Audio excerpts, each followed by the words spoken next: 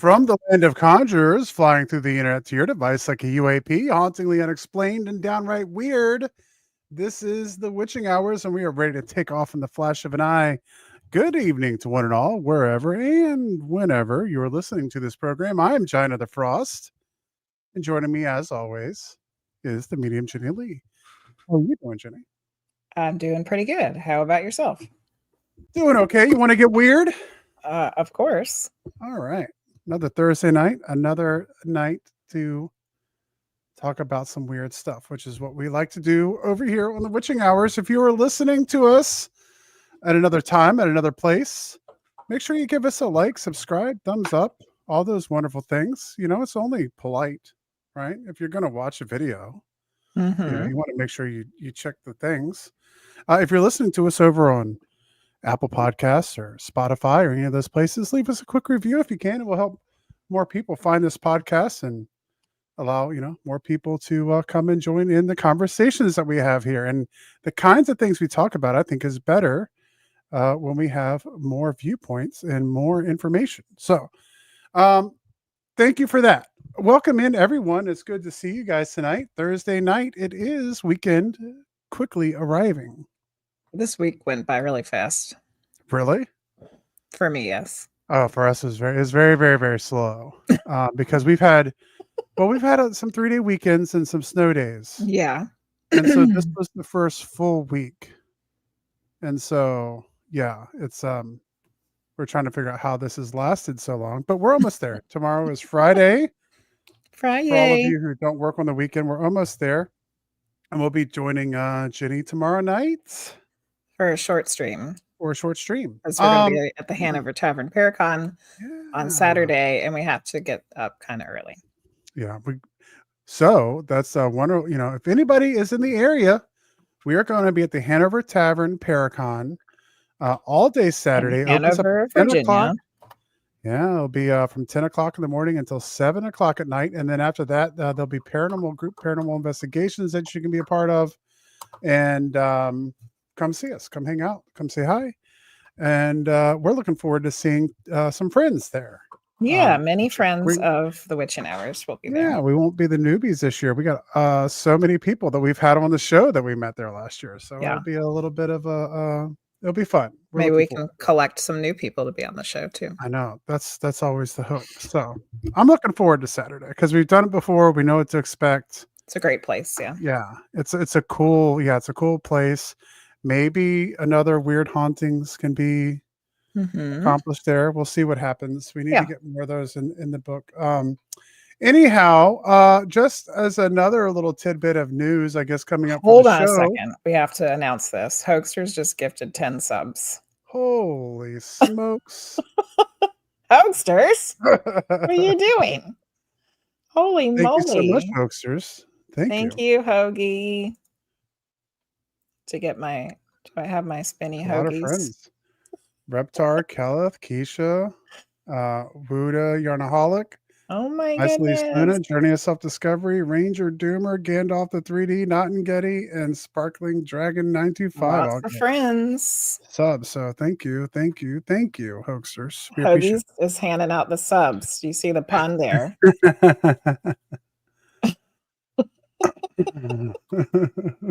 Anyway, is it time to get to the news? Well, I was going to say, we're going to talk about some upcoming guests next week. We'll be back with Tarot Mama. We're going to talk about 2025 predictions from her. And we'll have a tarot discussion on the 13th. We're going to have Preston Dennett back on. Yes. And we're going to be talking about UFOs and ET sightings and abductions. And then we're going to be back into the thick of Bigfoot discussions on the 20th with Michael Famelon. So we can't talk about Bigfoot enough. Yeah, so we will. We got a lot of cool stuff going on. So keep in touch, and we got more Witching Hours coming at you. All right, so you said we're ready for some news. There, are we? Yes.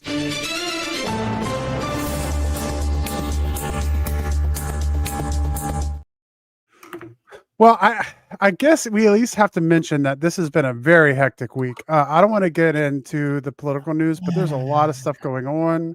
Mhm. hiring freezes, Yeah. opportunities for people to all kinds of federal government stuff going on. Mhm. You can check out your normal news for that information, but there's just a lot. It's been a hectic week. It's a lot of information. I feel like every day there's, Yes. no matter what side of the political spectrum It's you're almost like on, every there's a half a lot of day. information. There's a lot of information. There's a lot of Yeah. things happening Like every hour. typically when I check my news feed in the morning and then I check it in the afternoon, it's like the same stories. But this week it's like constantly updating. So there's just a lot going on. Of course, our thoughts out to all the family members of the tragic accident Yeah. with Frosty had the I didn't hear about it. Frosty had just told me about it a couple hours ago. I yeah, can't with it's, the like, unbelievable. that's not too far from us. No. I Just a mean, little bit up the road. how many times have I driven across that bridge, just Mhm. imagining, like, mm, And we I don't think the last time I heard, this it's gonna take a while to get investigation to find out what happened there. But tragic, for sure. I just heard recently there's a bunch of ice skaters that like were, oh, going for like the US team and stuff like that. oh, I actually no. just saw a news thing with Nancy Kerrigan and she was on there talking about all of her. So anyway, it's gonna be tragic. They said this largest air fatality in almost a quarter of a century. So Wow. Mm. sad news there. Other news dealing with things that are up in the sky. NASA rules out immediate Crew 9 returns, saying astronauts will come back as soon as practical. So, They've um, been saying that for months. well, this is a little bit different. So, NASA appears to be retaining its existing plans to return astronauts from the International Space Station Because I was supposed to after. be in February, right? Which Yeah, is next month? well, things have changed Oh, possibly because Elon Musk and President Trump called on SpaceX to bring back the two astronauts as soon as possible. there's Um, actually things like SpaceX has things and stuff. They're the ones who send everything into space. Oh, yeah. I was thinking about the Space Force. No, SpaceX has all the stuff. SpaceX has all this stuff, yes. The I United was States for some government doesn't reason, really I have was anything that goes into no, space, but I was SpaceX like does. Yeah. I was thinking this they're gonna send a Space Force. No, Like, I don't no, think we're the not spending the Space Space Force Force. has any things or stuff. Well, the Space Force at this point might be SpaceX. I'm not sure, but Yeah. That so might yeah, be another reason why he's there. so Trump, President Trump came out and said that that him and Elon Musk might send SpaceX up to get the two astronauts as soon as possible, Okay. quote unquote. In a statement to reporters Here's a question, yesterday. though. Do you know the answer to this? I don't know if you do. Have Mhm. they had a manned SpaceX flight, or has it all just been for Yeah, they've taken supplies? people to the space station, Okay, they have, and and they they've actually worked have okay. like a bigger. I mean, there's even bigger rockets that they have Okay. coming up here. So, the Falcon, the heavy rocket, and all that stuff. Alright, So, cool. in a statement to reporters January 29th, yesterday, NASA stated it was proceeding with plans to return the Crew 9 astronauts as soon as practical, and after the arrival of new astronauts on the upcoming Crew 10 mission. NASA and SpaceX are expeditiously working to safely return the agency's SpaceX Crew 9 astronauts Suni Williams and Butch Wilmore as soon as practical, while also preparing to launch the launch of Crew 10 to complete a handover between expeditions, the agency said. That would suggest no major changes to the agency's plans, even after both Musk and Trump posted statements on social media suggesting that SpaceX would work to immediately bring back astronauts Williams and Wilmore, who have been on the ISS since June. Yeah.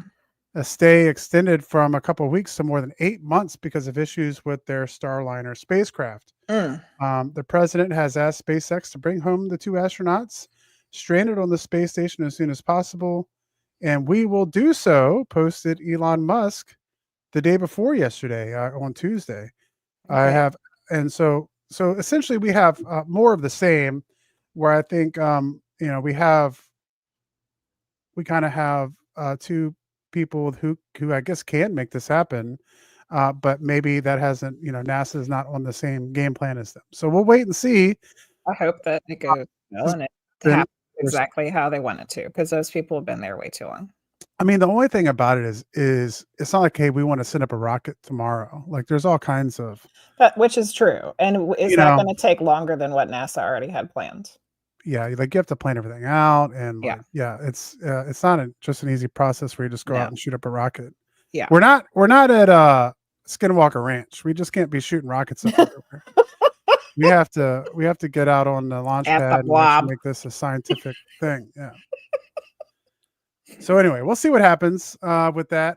Although I did see in the news today, both of them did a spacewalk and they repaired an antenna and stuff. So, Oh, for some reason, I was picturing oh, Trump and Elon Musk doing the spacewalk.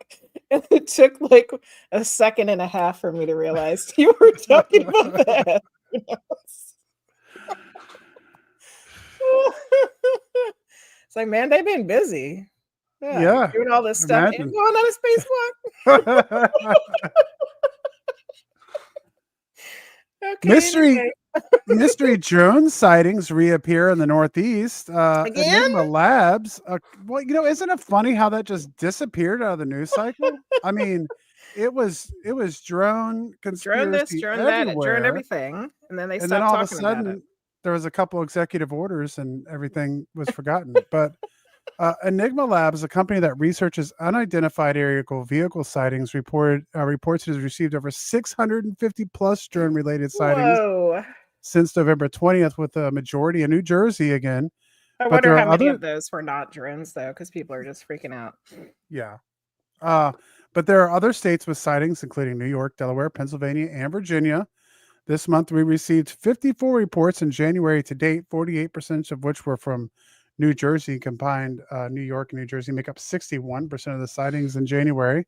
Wow. The FBI has said there's nothing anomalous about the flights they've investigated, but there is still an air of mystery around what's actually happening when people see things that they can't explain. Yeah.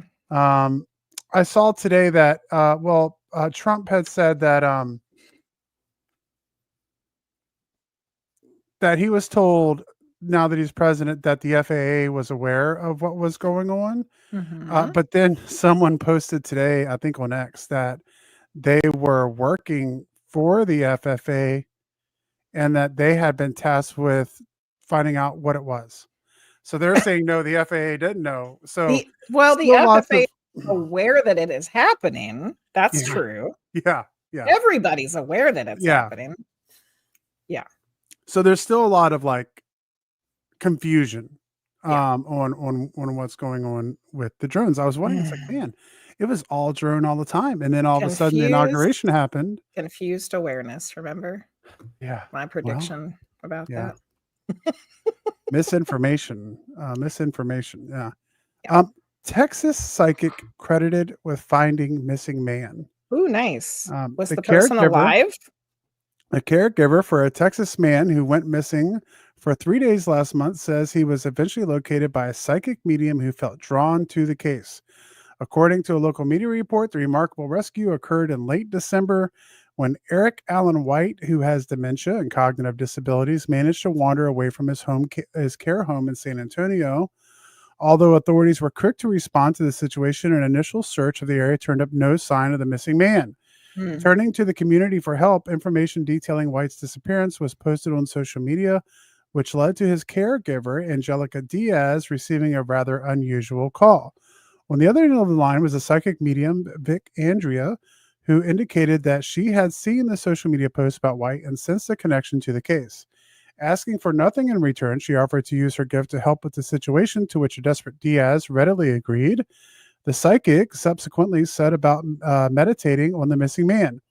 I just started getting downloads and I could see his path, she recalled. It's like a vision, like a movie. Through the proverbial ether, Andrea received insights that she later learned would be connected to the names of White's family members, which understandably impressed Diaz when she was shown the psychic notes. I thought, wow, that's really uncanny. The caregiver marveled, how does she know that?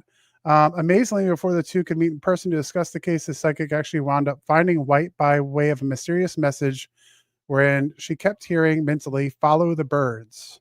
Adhering to this strange instructions, Andrea observed some birds flying over a nearby greenway. The psychic followed the animal's flight path until she was shocked to come upon the missing man. Wow. Equally astounded was Diaz, who expressed relief that White had been located with only minor injuries after being gone for 3 days. Wow, that's a long time. Yeah. So The good thing it was in Texas where it was warm. That Yeah. happened locally, not too far from here, and the guy was only missing for like 12 hours, and they found him deceased. Mhm. Yeah. Yeah. It was cold. It was really cold, and it happened at night. If that's what happened, what I caused know. that guy's passing. Yeah, I think it's crazy that the media and them ended up finding the guy on her own, like not even just giving information. Yeah, she just like dredging around. Oh, there's the birds. Oh, that's really cool. She was remote viewing and getting messages and picking up on names. It's awesome. Yeah, Keisha said that's a wonderful story. That I'm is a trying great to hold story. to my promise last week of there might be some negative news. We know trying to keep it 2025 is coming in like a storm, but I'm gonna try to have at least one good story in there every That week. was a good one. We got to stay a little Good bit job. positive. We got to hang in there. Gold star for that one. So yay, mediums finding helping finding some missing people. So that's wonderful. And that was the weird news. Nice. Good job. No, Elon Musk. See, now this week our video is going to get flagged again. I know, because you're talking like about misinformation. We got flagged for talking about Trump last week, and now we're talking about Trump and Elon Musk again. It's like we're not even talking about anything political or just. Yeah, I don't want to have to like cut the weird news out of like. All I'm thinking about now is imagining Trump and Elon Musk doing a spacewalk, and I cannot get it out of my head. Somebody needs to make. It's going to flag us for misinformation because it's going to say it's going to have like a little thing that comes up under the video that says Elon Musk and Donald Trump did not attempt a spacewalk. Somebody get on the AI art generator and make it. Come on now. We'll make that. We'll talk to Charlie. I want to keep the thumbnail, but a thumbnail of Trump and Musk spacewalk might be both. If you make space flight in the Tesla Roadster, if you make. If you make the weird news its own thing, you could definitely make the AI art for that. Anyway, let's go on to our guest. Just to get it. Okay, yeah, off we go. Anyway, okay. Charlie Raymond holds a bachelor's degree in psychology from the University of Florida. He founded the Kentucky Bigfoot Research Organization in 1997 to document all credible Bigfoot encounters in Kentucky. For over 3 decades, he has interviewed countless witnesses, conducted investigations, and held expeditions in the hopes of one day proving their existence. He believes Bigfoot to be a flesh and blood, unidentified hominin, very closely related to humans. One day, he hopes to establish laws in Kentucky to protect these magnificent creatures. Please welcome to the show, Charlie Raymond. How are you doing, Charlie? I'm great. Thank you for having me. Yeah, it's wonderful to have you on. Well, I guess we'll start as we usually do at the beginning. We're talking about your bio. It says you started Kentucky Bigfoot Research Organization back in '97. When did you kind of first get enamored with Bigfoot? Well, actually, when I was a young boy living in South Florida, my dad would be bedtime stories of the skunk ape. And then shut the light off and shut the door, and my dad, God bless him and rest his soul. He was a big prankster, so he would embellish the stories, make them scary, and all this stuff. But so from that point on, I watched Leonard Nimoy In Search of, the $6 Million Man, meets Bigfoot and all that stuff. And then I went to college. Didn't think about Bigfoot. And then when I moved to Kentucky, I'm like, man, there's got to be Bigfoots here because there's so much wilderness. Any road in Kentucky, you just take a wrong turn and you're in the woods. And I'm like, man, there's got to be some. So I made the website, and I was blown away by the people that would email me or call me. And sometimes the phone calls would take 2 hours. Wow. And they would get emotional. And I'm like, man, there's something to this. These people are taking their time to talk to me. And this is before podcasts and, social media and all that. They weren't doing it for money or likes or notoriety or attention. They were doing it because they wanted somebody to listen to them, to acknowledge them, not to laugh at them. Yep. And they would thank me when I was done. They were like, man, thank you so much, because my own family does not believe me. Yeah. So thank you for listening. And that got me hooked. And then I just, from there, just started taking reports. I've got a little over 700 reports. Wow. In 3 decades of research. Now, not all 700 are on my website or my YouTube channel. I've got about 688 that are on there. I've got more that people don't want on there, which, okay, I don't share those. Yeah. But what blows me away is I can talk to somebody, and with probably within a few minutes, they go, oh, I know somebody that saw one. They're like, oh, I got a cousin who saw one, or this guy who lives over here, he saw one. And that there's a lot of reports that go undocumented. Oh yeah, for sure. Yeah, because like you said, people are afraid to talk about it, because if they mention it, then they sound like the crazy, and people don't want to listen to it. So yeah, absolutely. In fact, my boss just recently was down in Owensboro, Kentucky, and his brother-in-law, who is a hunter, avid hunter, he told him, I know what I saw. I saw a hairy creature walking across the field. It was not a bear. It was not a person. I know what I saw. And my boss, told me that the next day at work. And I go, man, give me his number. I go, well, he's hard to get a hold of and all this stuff. So finally he gets his number, and we're at lunch, and my boss sent him a text. Hey, I'm with Charlie Raymond. He's the head of the Kentucky Bigfoot group, whatever. And he wants to talk to you. He replies back, oh man, it was just a guy in overalls. Like he totally just blew it off for himself. Yeah. Totally was afraid to go public with it. But when my boss told me it in the beginning, my boss was very adamant. The guy was, adamant that he definitely saw a hairy, upright creature. Yeah. But then when it comes to not wearing overalls, though. Not wearing overalls. Yeah. But so you do get people that get cold feet. Yeah. And they don't want to talk about it. Well, then, like when stuff like that happens to people, especially if it's quick, at first you're like, oh, what was that? But then over time, you can talk yourself out of it really quickly, and, just make it seem like it wasn't what it was. People do that all the time as well. They do. Yeah. It's unexpected. It's not supposed to exist. Yep. And when you see it, you're trying to wrap your brain around, what am I looking at? And that's why I tell people, that's why there's not a lot of pictures. When you see it, it takes too long to get your phone up and take a picture. You're trying to process, what am I looking at? Is it a bear? Is it a person? And then it's gone. Yep. Yeah. Don't have time to take a video or take a picture, unless you're taking a video or a picture for some other reason, and they just happen to show up, which that happens for people, I think.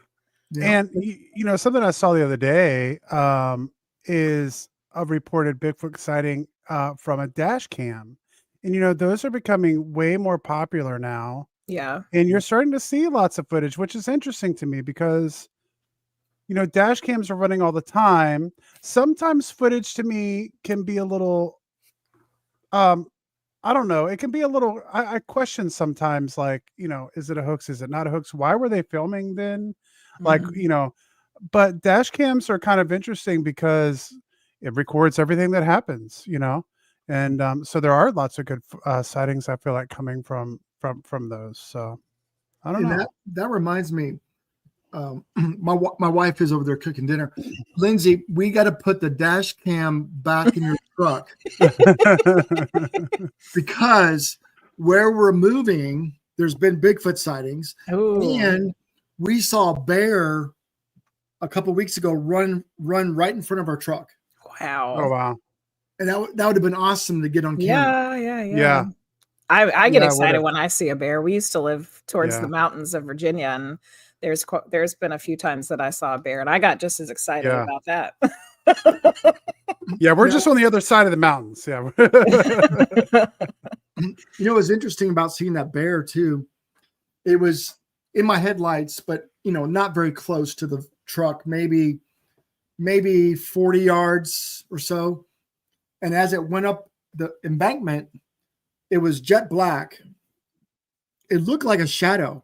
Like even though my lights hit it, because it was black, it didn't reflect a lot of light. Mm-hmm. So what caught me by surprise was how mysterious, shadowy, that it was. Like it was, you really had to look at it to say, oh, that was a bear. Like a deer reflects a lot of light because they're brown and it's brighter, and they stand there and look at you. But the bear, that's what was surprising to me, is how he blended in and how dark he was. That was interesting. But you still knew it was a bear, and it's not like you would have mistaken a Bigfoot for a bear, right? Correct. Yeah. We saw enough of it to see the snout. So people that are saying that, oh, they just saw a bear, is like, no, we know what bears look like. I think there are probably times where a bear could be mistaken as Bigfoot. I guess maybe if not you so just much saw like some fur walk by, Yeah. maybe you'd be like, oh, what was that? And maybe not so much on the East Coast, but out where we have grizzlies and stuff like that, maybe that would be even more common. Like I don't know. up. I don't know. Yeah. There's a bit much bigger bear. Yeah. It was interesting that you mentioned that.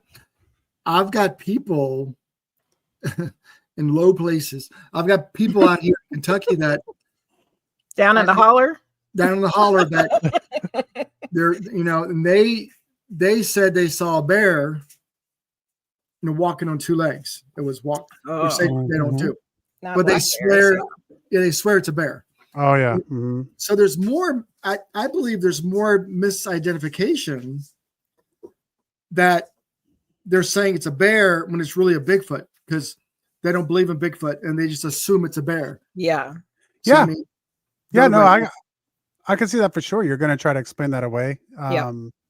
And it kind of Occam's razor, like, hey, what's the simplest explanation? Did I see, Bigfoot or Sasquatch, or was it a bear? It was probably a bear, right? Yeah. But yeah, I mean, it's interesting. Bigfoot is what, I really enjoy talking about Bigfoot, and we're excited to have you on to talk about this because, I'm into all kinds of things, supernatural, paranormal, unexplained. But Bigfoot doesn't have to be paranormal, supernatural. There's kind of a lot of different things that Bigfoot could be. Do you feel like you have kind of your thoughts on what Bigfoot is? Yes. And what I tell people, the witness testimonies that I've documented from very credible people, of course I throw out the bogus stuff, but I'm talking very credible, intelligent, level-headed people. When I take their reports, I find patterns in behaviors, physical characteristics, and I'll just tell you what I've learned. One, they're highly intelligent. I believe they know to stay just far enough away from us so we don't kill them off, right? Like every other hominid that we coexisted with, basically. They know what we do. They see us kill things, so they keep their distance. So they're smart enough not to attack us. Yes, there's some cases of them, certain areas that become hostile, territorial. But in Kentucky, I don't have one report of them hurting a witness. Not one. Mm-hmm. Over 700 reports, not one of them hurting that witness. Yes, they bluff charge. Yes, they throw rocks and growl, push trees over. I've had all that happen, and we leave. But I think they're smart enough to know, hey, don't hurt the humans, or there's gonna be a manhunt or not monster hunt, and they're gonna come kill us off. So they know to coexist. They got to keep their distance. They're smart enough to do that. And I believe over thousands of years of adaptation that they have certain skills that are better than ours. Their senses are better. They rely on their senses. We use technology, right? Mm-hmm. I mean, my gosh, cell phones and TVs and you name it. Our senses are diminishing. Yes. When we go in the woods, we are at a huge disadvantage. Mm-hmm. They rely on their senses for their survival. So their senses are far superior. Their sixth sense could be better, right? Much better than our sixth sense. And then their properties of their physical properties, like their hair. I've got examples of their hair repelling water. A witness saw Bigfoot climb out of the water, and when it started to run, the hair was dry. So it doesn't have an oil or a waxy substance to it. The hairs, as we know, they don't have a cellular medulla. And they're, you think of like a polar bear that's hollow. It looks white, even though it's clear. Their hair property could refract light, bend light, and have them blend in, have them cloak, right? When they're not really cloaking. They're not completely turning invisible, but the hair helps them. It's called cryptid colorization. Cryptid colorization animals use to blend in with their environment. So I believe Bigfoots have a lot of these characteristics. They could be supernatural. I'm not on that boat yet. I'm open-minded to it, but from my evidence that I've documented, they're flesh and blood. They're just super smart. They've got better senses than us. I know regarding going through portals and mind speak and all that. Now the mind speak is interesting though. I'm more open to the mind speak because I've heard credible people like Les Strout and other people say they have heard a Bigfoot mind speak. That could be possible because we know humans, there's cases and studies of humans doing remote viewing and mind speak. And there's documented cases of us being able to do certain things. So it's not far-fetched. The Bigfoot could use that part of their brain to do that. But to turn completely invisible and go through a portal, I don't know about that, but maybe. A little different. A little different, and I'm open-minded to it. Yeah. There's so many aspects to it because I think that's, I brought up kind of Occam's razor earlier, but, I think that is the simplest, most easy explanation is that Bigfoot is just some kind of humanoid that hasn't been discovered. Very small population, lives in dense forest away from civilization. But, you brought up some really good points there that I hadn't even thought about really necessarily at a deeper level, which is, if they are as smart as humans or even, somewhere intelligence between the way we understand intelligence, because I know there'll be some arguments about elephants and dolphins, but like orangutans or chimpanzees and humans, somewhere along that line. I mean, it would be easy for them to not be discovered. I mean, we're not talking about bears, we're not talking about deer, we're talking about something that can, have the cognitive ability to like pass down information. Well, even just basic animals. I mean, I've been out in the woods hundreds of times and I've never run into a raccoon. There's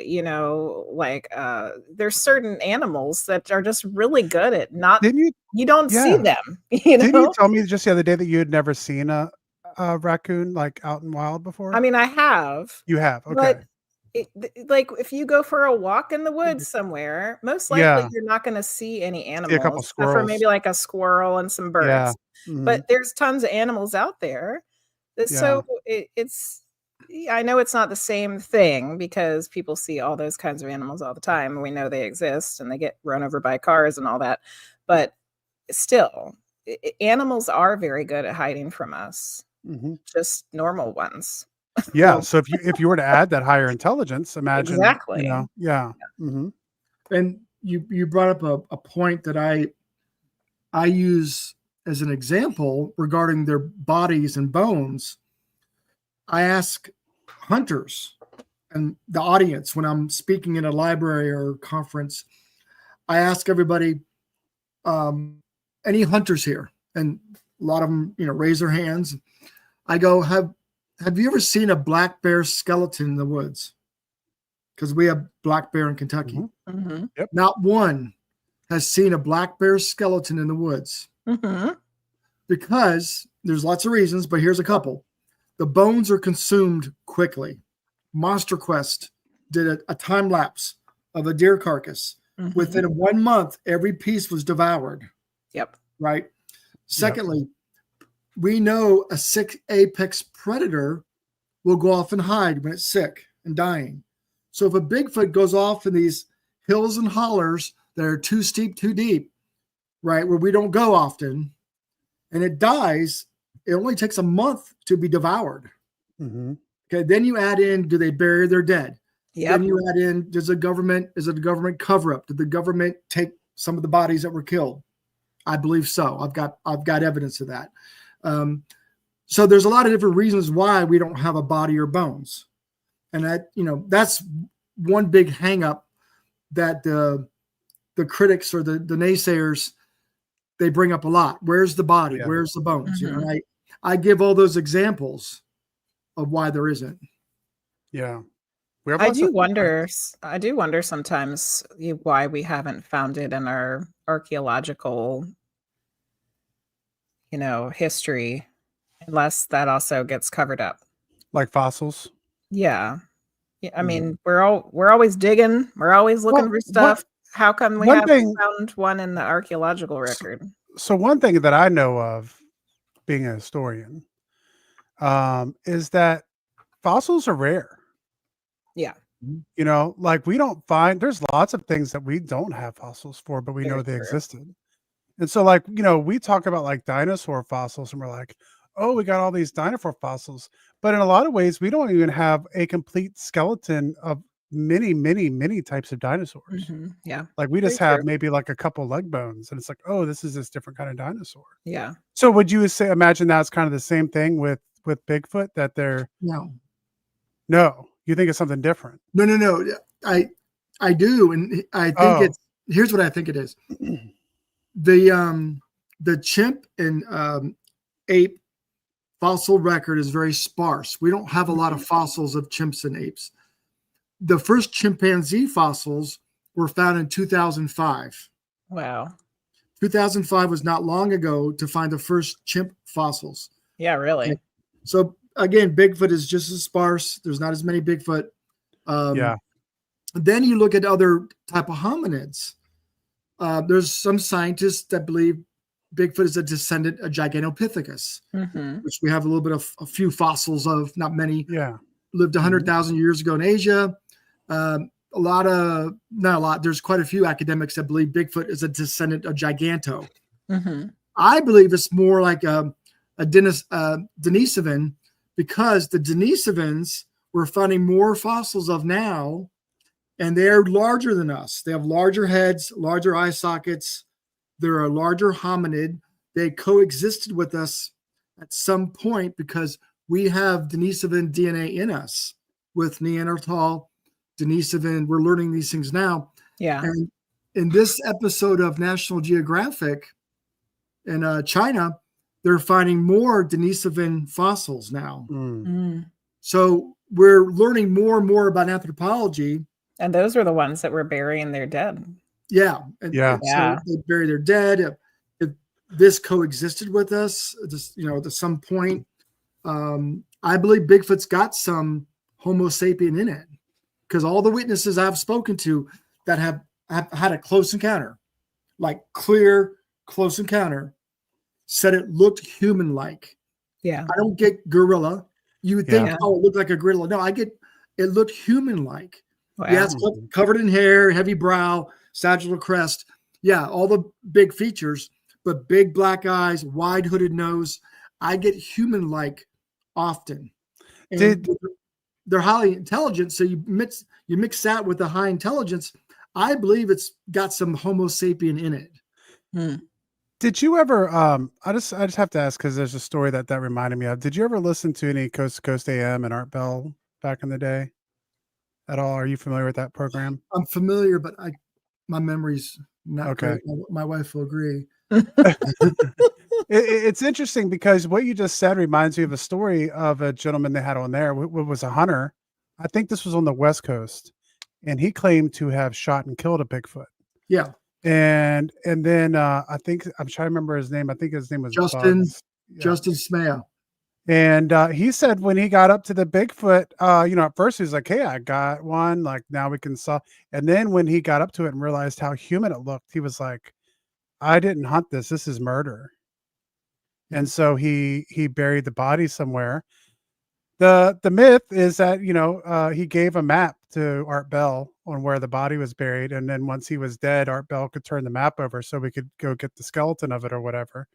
But no one ever knows what happened with that. But it just reminded me of that idea of like, yeah, these aren't so different than us. They might be bigger and they might have hair, but a lot of people from the stories that I've heard are like they're very human. And I bring this up as well. The Smithsonian documented the giant human-like skeletons up until the 20s. And then a gentleman by the name of Colonel Powell was hired, and he put a stop to those skeletons. Where did all these giant human-like skeletons go? Yep. Is there a cover-up? I hope that they're still. I hope they're still there somewhere, and they didn't like destroy them. Wouldn't that be awful? I know. I hope so too. I would hate the fact that they would ruin all that evidence. Yeah. Hopefully, they're just in a basement in the Smithsonian somewhere, and not at the bottom of the Atlantic Ocean. When I was thinking about, I wonder why we haven't found any in the fossil record. I was also thinking about those giant skeletons and those giant skulls, and I'm like, I wonder if that's it. Yeah, so I want to tell you something crazy. Now, I'm not going to mention his name. He's a well-respected cryptozoologist, Bigfoot researcher. And I was talking to him about this. And he said, no, that's not true. And he's an anthropologist too. He goes, no, it's none of that's true. I go, what about all these articles? If you Google giant human-like skeletons, you will find old newspaper articles. Mm-hmm. These aren't AI images of these. These were found years ago. Where did those go? He was saying that's all fake. That's all clickbait, fake. I don't know. I've found those 20, 30 years ago, these old newspaper articles. Yeah. And you can go into the libraries and the microfiche and find all those if you wanted to. Those existed. Those weren't fake news in these newspapers. Somebody was out farming his land and found this giant skeleton in Kentucky, and they're all over the United States. Yeah, especially the Ohio River Valley there. Yeah. Yes. Yep. You're absolutely right. All along there. Yeah. Mm-hmm. Maybe it is. Maybe that's where the Bigfoot is. We had a question a while ago from Kellis. Kellis wanted to ask. I lost it now. I was trying to keep up with it. Do you see it, Frosty? Here it is. I found it. Do you think they talk like in some witness stories? Do they have a language? Yeah, like do they talk to each other? Oh, yes. Yeah. So Ron Moorhead, which you interviewed, the Sierra Sounds. Yep. Yeah. Sierra Sounds. To get all of them, there's a lot of hours and hours of them. But there's been other cryptolinguists, like Scott Nelson is a cryptolinguist for the military. He took those Sierra Sounds and broke them down. And he said, this is a language. They are communicating. Mm-hmm. So we do know that they do have a language. They do communicate. And I've heard that samurai chatter, that gibberish before. I've heard it. And then we had, we didn't really have a question earlier, but the comment made me think that we should ask that question in case people are wondering that don't know what you were talking about. When you were talking about mind speak, what exactly did you mean by that? It's telepathic communication. Mm-hmm. So we get a lot of people that say they're in the woods, maybe on a Bigfoot expedition, and they get to a certain point and something tells them, stop, turn around, don't do that. Don't grab your gun. Don't. And I will tell you this, I'm a little skeptical because sometimes I think it's your own fear. It's your own little voice in your head, telling you to stop because you're getting scared. So you really got to weigh the person, the situation, determine if it's the fight or flight kicking in. determine if it really is a Bigfoot talking to you. But Les Stroud, if you could watch him on some of his shows, he had a couple, I think 2 mind-speaking incidents where he describes a voice in his head, and it wasn't just stop, turn around. It was more than that. One of them was in Tennessee, actually, with the late Scott Carpenter. And Les, I admire Les. I mean, he's, of all people, he's survived alone in the wilderness in some rough areas. And Les, to me, is very level-headed, intelligent. So when he says that, I start to believe a little bit like maybe this is true. Yeah. Yeah. Well, to kind of go off what you just said, because this might be something, if you didn't catch it the first time around, after tonight, you might want to go check that out. And so I'll put that in the description of this video too, if you're listening. If you go back, you can check out episode 55. And that's the episode where we had Ron Moorhead on, and we had some of those sounds that night. So we got to listen to a little bit of what we think very well. And as you said, the Navy crypto linguist there talked about it sounding like a language. One of which we kind of talked about sounds like a married couple having a little bit of a squabble there. So, Yeah. definitely worth checking out. And we're gonna check out some stuff later tonight. Yeah. Well, I think that now would be a good time. Well, I wanted to bring up something real quick, though. Okay. We were talking about all these other hominids that don't exist anymore, like the fossil record. And you had mentioned earlier, Charlie, the idea that like Bigfoot, whatever it is, kind of knows to stay away from us. And it reminded me of an article I was reading the other day, and I can't remember if it was Neanderthal or if it was Cro-Magnon, but it was talking about essentially the study, and I think it was Neanderthal, and they said that there was all this evidence that they had like fractures in the skull that had been mended, and then they had lived like 20 years after this accident had happened, which showed that they were like a very empathetic people. They took care of the injured. They took care of the sick. They mended them back to health. So they're kind of like building this story that the Neanderthal were like very empathetic and healers and kind of helped people. They didn't just leave them to die or whatever. And that the humans weren't so much. And so that humans very well could have been, part of the reason for the extinction of the Neanderthal. And so, I just wanted to say that could be, humans could be the reason that a lot of these other hominids aren't around, and Bigfoot could be possibly aware of that. Yeah, I agree. And someone brought up recently on social media, can they make fire? And again, it's all speculation. I think my theory is they could. They're smart enough. They could. They've watched us. They can learn how. I think they're smart enough to know not to make fire because it'll bring attention to themselves. Yeah, for sure. Right? So why do that? If they're happy eating the cold deer meat, eat the cold deer meat. Why? They don't need to keep warm. They got plenty of fur. Yeah. So, I think they intentionally don't use fire. Yeah, that would make sense. It's a guess. I wanted to, before we, we're almost at the 9 o'clock hour, so we should reset the show and re-explain what's going on. But I wanted to share Keisha's story because Keisha's in the same kind of area that you are. She's in Tennessee now, but I think some of her family's from Kentucky also. She said her aunt claimed that her grandfather dug up the skeleton of a larger than humanoid creature. There was a large stone over it. He moved the stone with his tractor. It was too large to move by human hands. He decided it must have been done with love by intelligent creatures and put it back. The land is owned by someone else, but to my knowledge, the stone is still there. Wow. That's exciting.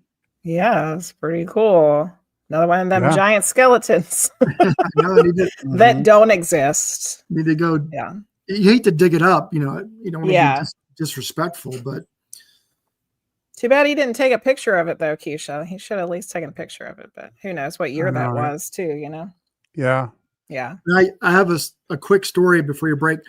I got an old map, hand drawn, and it shows these two creeks, Drainable Creek and Drake's Creek. And this is over by Barron County.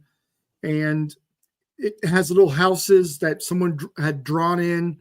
This is all back in the 1700s. Cool. And it had the name of these early pioneers, that settlers that moved in there. And then in the center between the creeks, it said giant human-like skeletons. Ooh. Or skeleton. Giant human skeleton was there. Wow. And then up top, it said Daniel Boone shot a bear in a cave, and it had a picture of a little guy, and it was all hand-drawn, crude. Someone sent it to me. I went on Google Earth. I found the two creeks, just like it shows. Wow. Wow. I went there. I went up to the top. I found the cave. Ooh, cool. And I didn't find Daniel Boone's body or any kind of musket balls, or I didn't find anything there, but the cave was there. The creeks were there. So that would lead you to believe that the skeleton is probably there too. And now it's a cornfield. So I can't go dig up the guy's cornfield. Yeah. Yeah. Wow. That's pretty neat. Yeah. All right, Frost. That is interesting. Reset here, and then we should listen to and watch we'll the start things that Charlie has to share with us. Sounds good. Well, you want to get weird? If you want to get weird, you can go over to the Witching Hours podcast.com and you can click on the merch tab there. And we got all kinds of weird merch there for you. All kinds of different designs, hoodies, t-shirts, coffee mugs, all the things you need to do to look properly weird. So you can go check that out. The Witching Hours podcast.com. You can also check that out and see what upcoming shows we have coming up and events that are coming up. And just to share a little information, I was in a meeting last night. We were doing yoga last night, and Lake Shawnee called while we were doing yoga. Are you serious? Yes. So, so I called back today. So it's coming. So if you want to get back and forth, back and forth. So if you want to get information on the Team Weird Takeover out at Lake Shawnee Abandoned Amusement Park, that is also over on the Witching Hours podcast.com. Go check it out so you can get weird too. If you are just joining us tonight, we are talking about Sasquatch, skunk ape, wood booger, Yeti, also known as Bigfoot, all the different names for all these different similar creatures. And we're going to be listening to some things here soon, some sounds. So welcome in. We're with Charlie Raymond, and we're talking about Bigfoot. Okay, so where do we want to go from here? Speaking of merch, over on Charlie's website, which the link for that is KentuckyBigfoot.com. It's pinned up at the top, and Twitch. It's in the chat and YouTube, and Frosty will have it in the description boxes for everything. But Charlie has the best shirt for merch on his website. It says, "I like Bigfoots and I cannot lie." There we go. They're two big feet. Giant feet. It's the best. Big foots. Two Bigfoots. I was cracking up. There we go. Excellent. Excellent. Okay, now let's check it out. Let's get to the things we need to listen to and watch. All right. So I'm gonna let you kind of lead us where to go here. I have all the things that you sent earlier. So is there a particular order that we want to go in, Charlie? No, it doesn't matter. Okay. So I'll bring up. Okay. I'm gonna bring up the audio here. Let me share.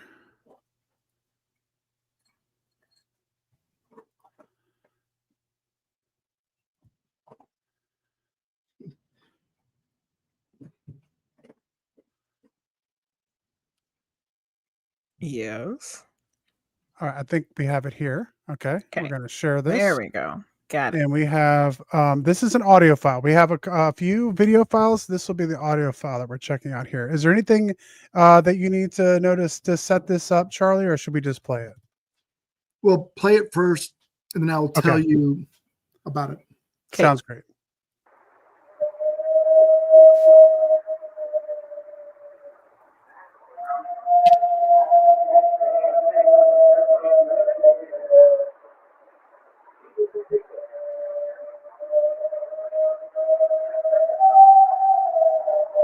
Hmm.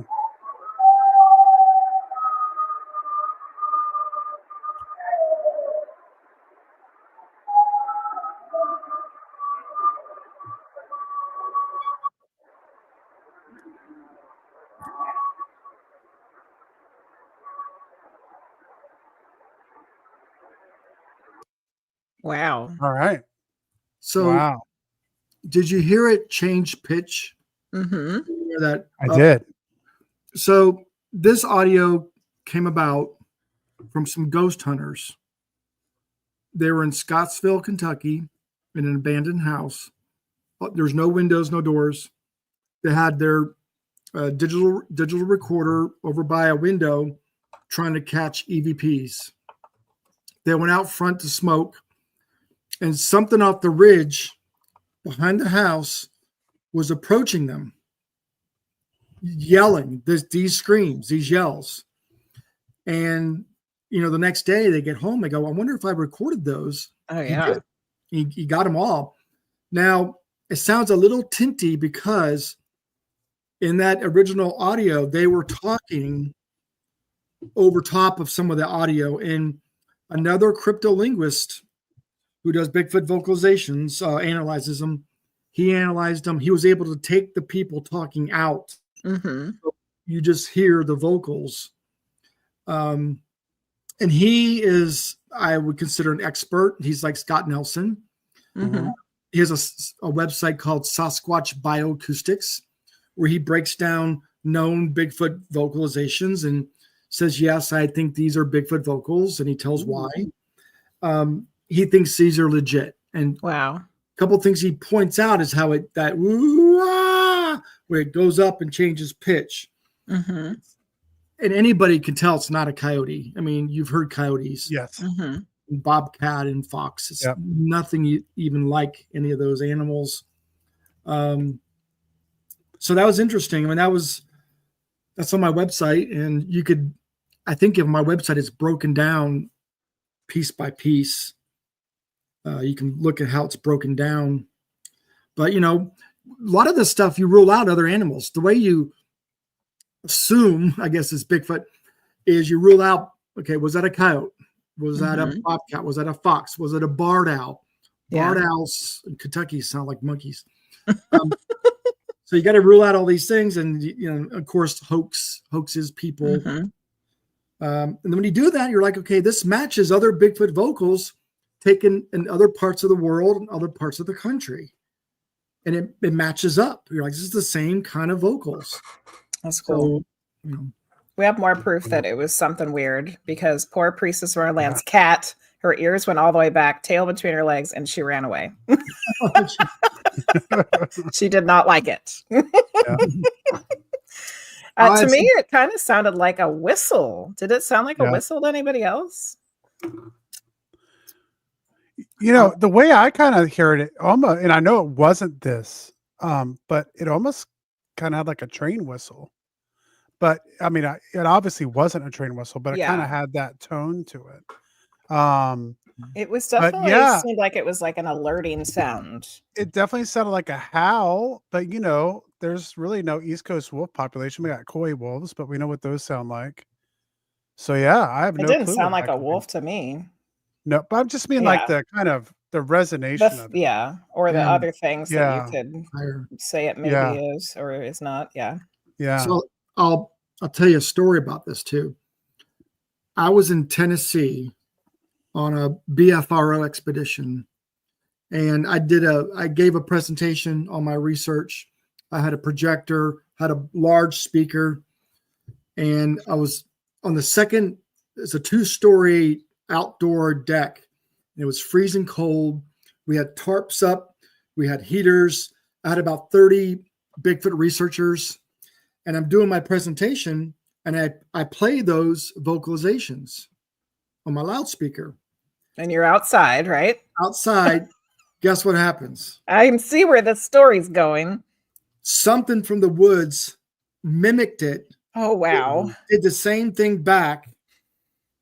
Like it did the same thing. And my entire audience jumped up and went downstairs. Because they're all Bigfoot researchers. Yeah. Right? And I'm sitting there and it's Get your boots on, let's go. they all took off. And I lost my audience. And I bet. There's a reporter, he writes a blog, and he was sitting there and he wrote a funny story about it because when I did that and they all left, I had a plate of ribs because, as you can tell, I eat late.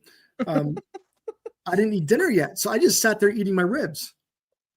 And he laughed because Charlie was unfazed. The entire audience just left and he's eating his ribs like he didn't care. So then a couple minutes go by, a guy comes up, he goes, play it again. So I played it again. It answered again. Wow. It did it twice. It mimicked what I was doing twice in Tennessee. I don't think that that's a coincidence at all. And here comes my psychic weird woo-woo stuff.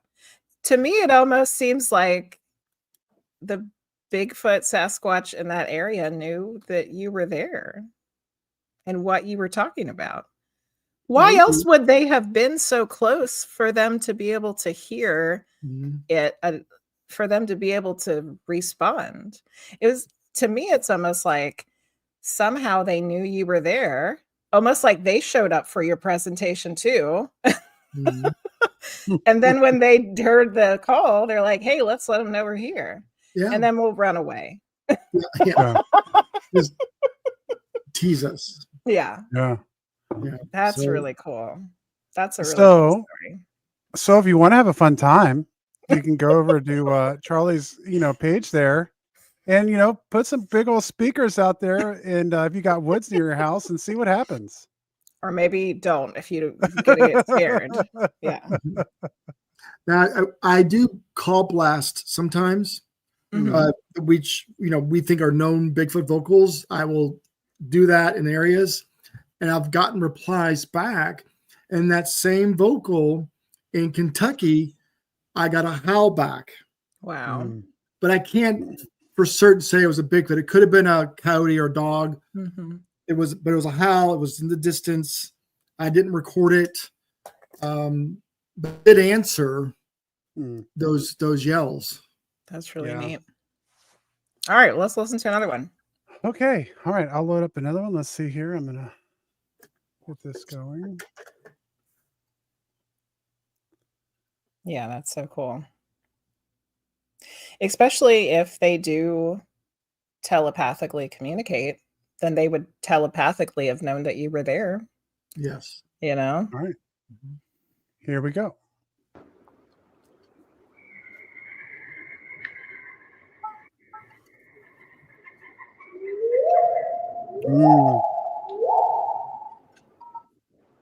That's good.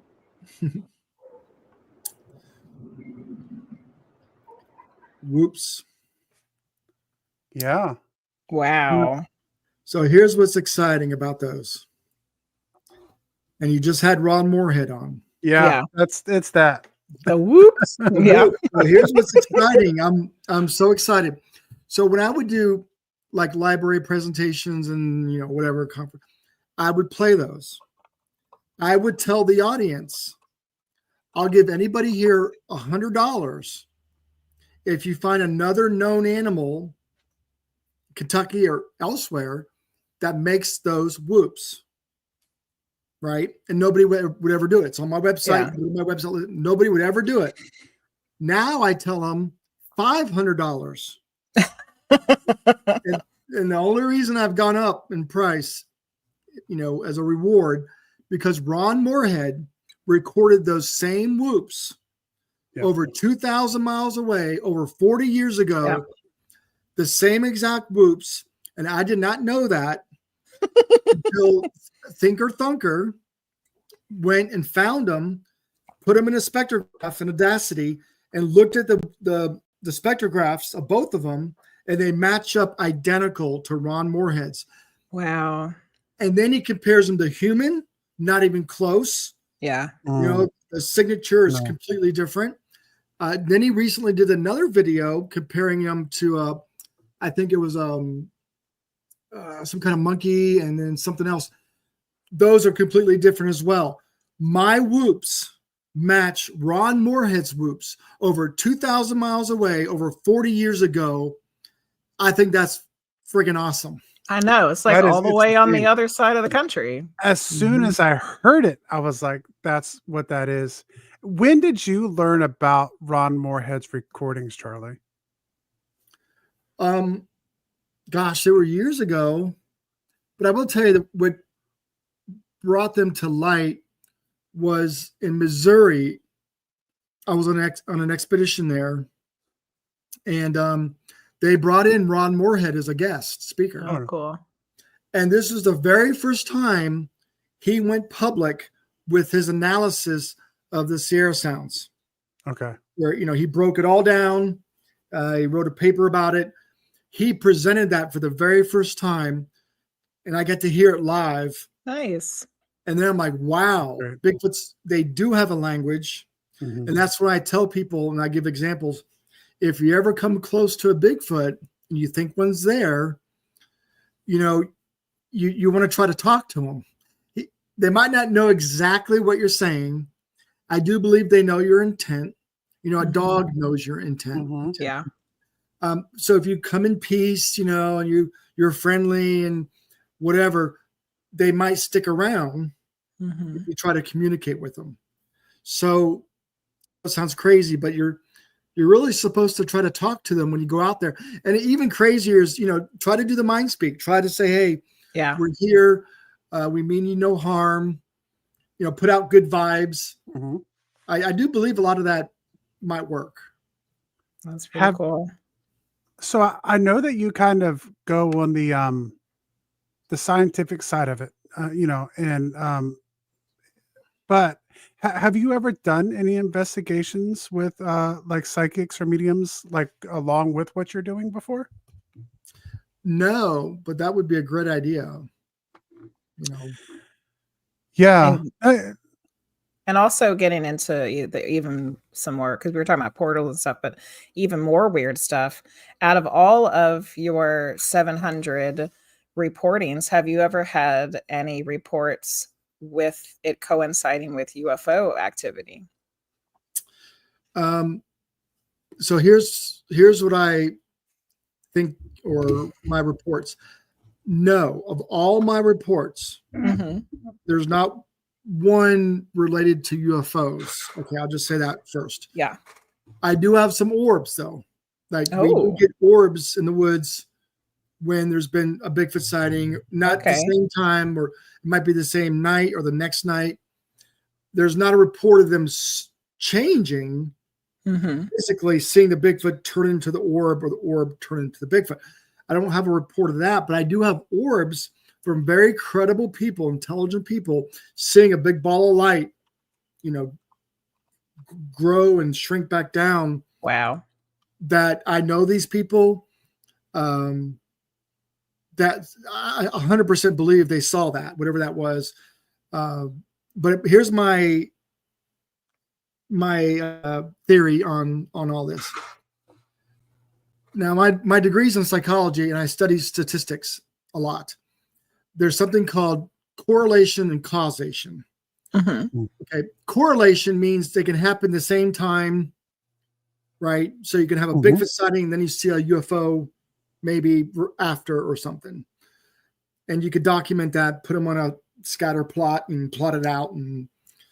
But then causation is when one causes the other. You have proof, like you see the Bigfoot descend from the mothership. If you see it with your own eyes, the tractor beam, you know, then you can, that's pretty good. There's not many cases of that I know of. I will tell you this, and I'm not bashing every podcast or every thing out there. I do believe some stories are far-fetched. I do believe some stories, they do it for the likes, they do it for the viewers, they do it for whatever. And I think, I don't know what it is. Some people are crazy, but I have a hard time believing some of the crazy stuff. But I will tell you this. Yes, there's been UFO sightings in Kentucky at areas where there's been Bigfoot sightings. Yeah. But I cannot say one causes the other one. Yeah. And you personally haven't had any where somebody was reporting them together. No. And I'll give you one example real quick. There's an area called the Fraser Land in central Kentucky. Got dozens of Bigfoot sightings. We get orb sightings, which I know of because my friend saw one, and a lot of crazy large cats and crazy stuff in the Fraser Land. One night we were doing an expedition, and I went off the trail with this guy, and him and I went into the woods in a cedar thicket. The entire forest lit up orange. Like, wow. In the middle of the night, just lit up. I'm like, what in the world? We walked back out of the cedar thicket, and everybody there on the trail was like, oh my God, you should have seen it. It went right over our heads. We're like, what was that? So we went up the hill to see where the spaceship landed, and there was nothing in the field. Okay. Mm-hmm. Now, here's what happened. The owner of the property is a very smart man. Okay. He went on some weather station and did the research. There was a meteor shower right over Lawrenceburg, Kentucky. Oh, okay. A huge meteor shower. So knowing this, most of us said it was a meteor. Yeah. I do know one or two people that said it was not still. Mm-hmm. Like they no, that was not a meteor. So, yeah, I have to go with the science part of it. It was probably a meteor.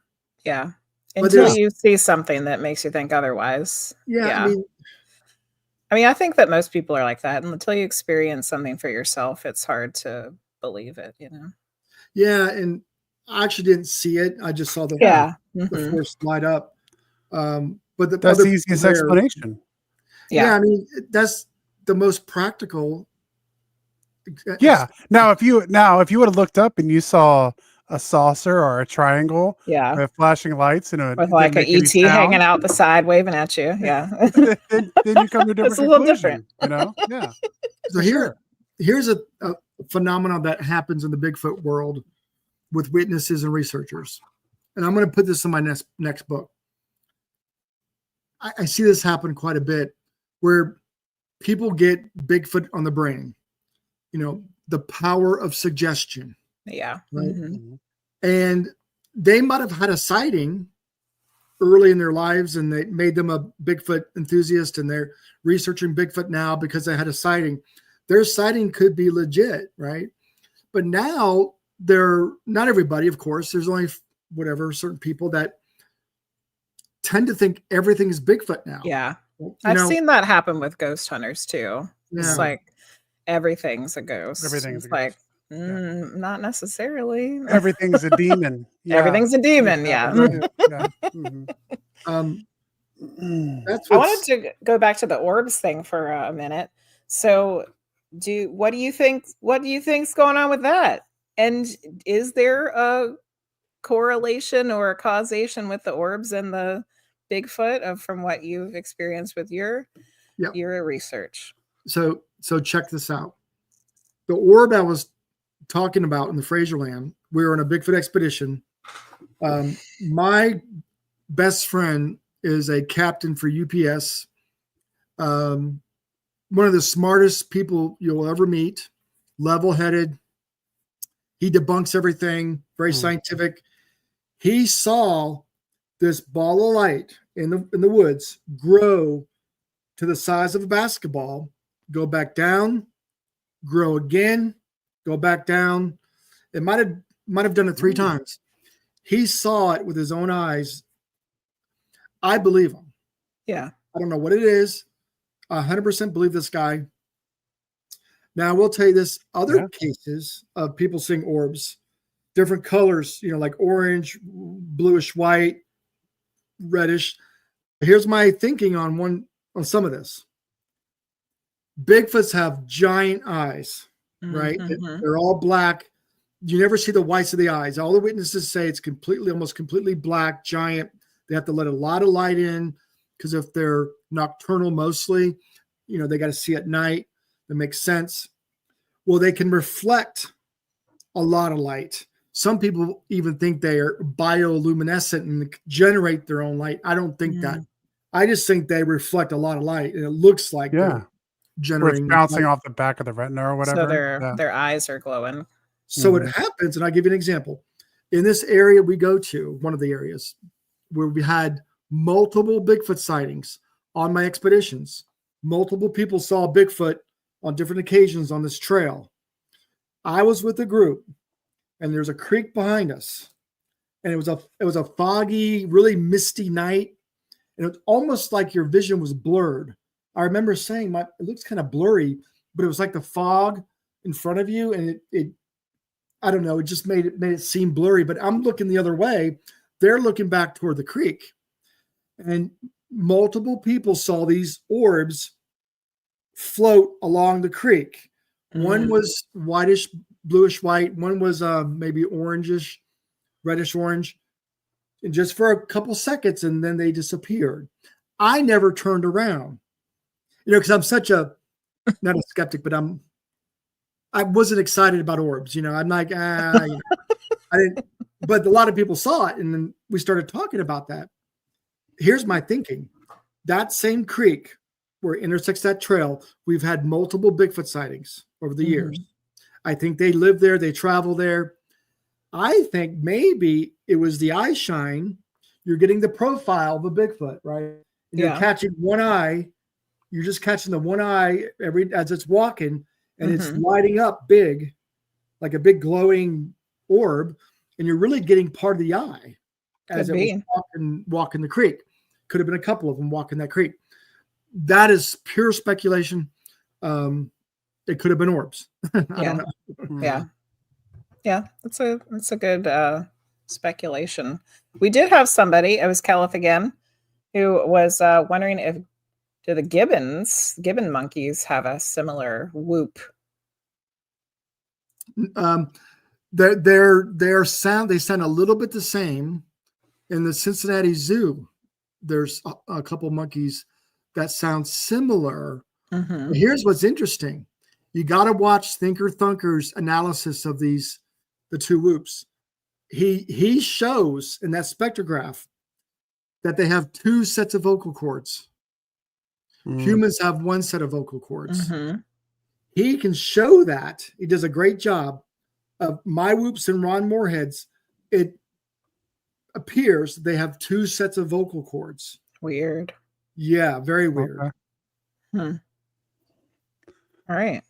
Well, we still have 2 videos. Yeah. So let's bring up the next Go one. again.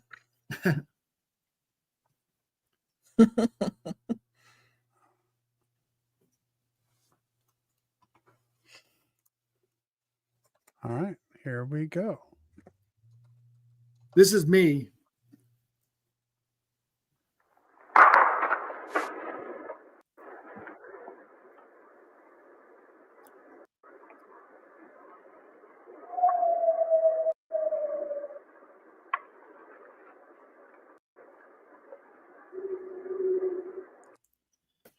Yeah, it sounded very similar to the first one. The first sound sounded very similar to the first audio that we listened to. Yeah. Then there's like a whole nother thing at the end. Yeah. There's another one too, right? So here's what's interesting about that. That was just a big branch I took that hit that tree and do knocks with. I always tell people the best is wood on wood, a branch on branch, a baseball bat. I don't like the homemade wood knockers, the musical things. They're too high pitched. It sounds fake to me. I like pure wood on wood or maybe a baseball bat. But anyway, that area, again, a very hot area, dozens of sightings. The sheriff deputy seen one. The park rangers seen one. Cool. Where that was. We did not hear any dogs. So we're back there, right? We're knocking on trees. You think you'd hear barking and the dogs? Yeah. Nothing. And then we got those howls. which was interesting because the first howl we heard, the second one we did not hear. Oh. The cryptolinguist who I sent that audio to, he analyzed it and amped. He goes, "There's a second vocalizer." I go, "Really?" He goes, "Yeah, listen." And you can hear that second howl come back to the first one. Uh-huh. Yeah. So, Yeah, it was two different sounds. All right. so it was interesting. Pokester said, "It sounds like Bigfoot's telling you to knock it off." Yeah, like Trying Hey, to get man, we're trying to in sleep there. here. All right, we got one more video to play, so I'll go ahead and get that one ready to go here. and that one might be is it the belly crawl? Yes. Okay, there's no audio, it's just video. Okay, so I'll bring that up here and we'll get Just that video. ready to start. And then for people who are not watching it, the video will explain it after we watch it. Yeah, it's under thermal. So it's about 30 yards away, back in some bushes. And we think it was a juvie belly crawling. Ooh, neat. All right. So what we'll do is, for people who are listening at another time in another place, if I remember correctly, I'll try to remind myself. I'll kind of edit this part of us watching it out, and then we'll cut back in where we're kind of explaining what was going on in the video, so you're not Sounds like a good hanging out for a couple minutes here. All right. So here we go. Yeah, there was an NDA because it was a BFRO expedition. So I can't tell you where the location. Oh, yeah. Okay. So you guys were recording on a FLIR. Yep. And we were up at the top of the mountain. A group had just come down because one of the members was zapped. We think Bigfoot's use infrasound. It's below 20 hertz. It'll make you feel distraught, despair, disorient you. And we think Bigfoots can use infrasound to do that. And one of them feels like she was zapped. She came back to camp. We went up there where she was zapped, and we jumped something big, which means it started to run. We turned and filmed this because it got real quiet. So now it's really quiet. And this thing, to me, looks like it's belly crawling, army style. And keep watching. You can you'll see maybe some arms and the head pop out. I ask you this. This was almost 7 minutes. What would a bear do if you jumped it? What would a deer do if you jumped it? Run away. They run off. Look, now watch. You'll see part of the leg in the back there on the right side, and then you'll see the rear end, and then you'll see the arms come out the front on the left side here. So part of the arms are coming out in the front, part of the head. Yeah. And then you see the rear end on the right, the rear end and part of the legs. There's some trees in the middle. So you can't see the whole thing, which is unfortunate. There's part of the head and the arm in the front. So again, part of this is ruling out other animals. And we're up there. There's about 5 or 6 of us. We jump at it, started to run first, and then got quiet. I think it was a juvie, a young one, who did not get the memo. An adult Sasquatch is going to stand still and let us walk right by. I think the young one panicked, ran. Right, it ran and oh my God, and he got down on his belly. Yeah, and slowly crawled away. See, so that's why I think it's a young one. We did a reenactment later with a person. We think it was about 6 foot tall. Yeah, because like some animals do hide in the brush, like a rabbit. Yeah, so which is not 6 foot tall. That would have been a juvenile. Yeah, definitely would have been a juvenile. Yeah, and there are black bear there, but again, we never see a muzzle. It wasn't really rounded. Black bears are very round and bulky. It looked pretty flat to the ground. Yeah. Yeah. So for those of you who couldn't see the video because you're just listening, it was a thermal video. There's a lot of trees in the way, but then you can see this very hot creature crawling through the brush, and you can tell. To me, I could tell it had fur to it. And it looks like it's wiggling through at first, and then it just kind of stays still. So if you're new to Bigfoot, you might not realize Bigfoot's go to all fours quite often. Mm. I've got lots of reports of people seeing them walking upright and then going to all fours. Wow. I'll give you one example. Over there by Cave Run Lake, Kentucky, there was a hunter. He was up early morning sitting by a tree, and two big dogs ran by, and he goes, "Oh man, there goes my hunt. Those dogs are going to scare away any deer." So he stood up, walked out of the tree line on the edge of a meadow, looked across the meadow, and he sees a Bigfoot walk down to the creek, looking right at him. He's looking at it. You know, it was about 75 yards away, so it's quite a ways. The Bigfoot bends over to the creek and starts drinking the creek with his hand, but looking at him, like never broke eye contact Yeah. with that hunter. Now the hunter, people ask, where was his gun? Where was his? He left his gun and phone up by the tree. Oh, good. So when he walked out into the meadow, he didn't have his gun or phone. He's just watching the Bigfoot. So the Bigfoot finishes drinking, turns around, walks up through some trees, and then there's a big hill. The Bigfoot goes to all four and gallops super fast. Wow. Like a gallop on all fours. That's very, very common.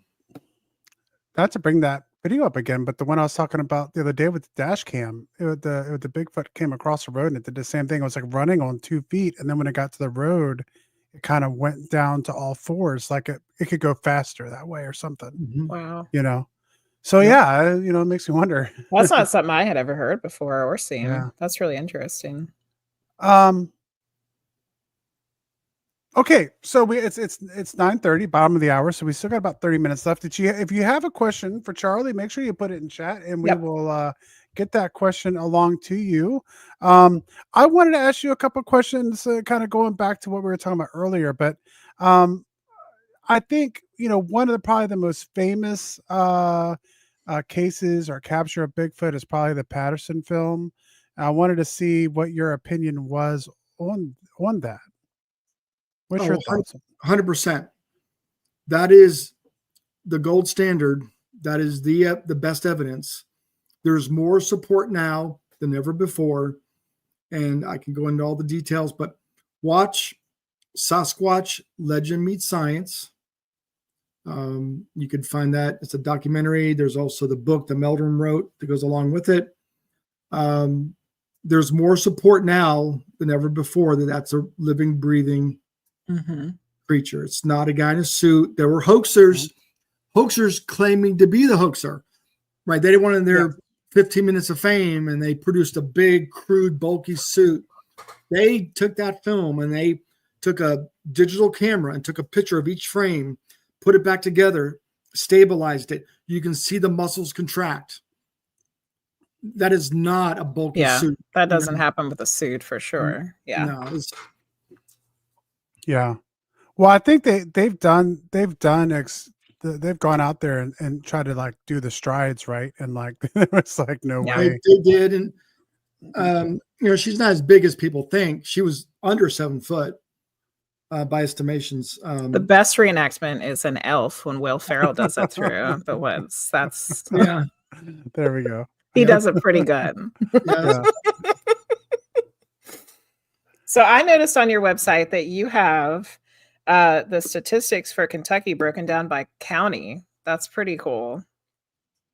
Yeah, when I moved here, I realized everybody goes by county. What county do you live in?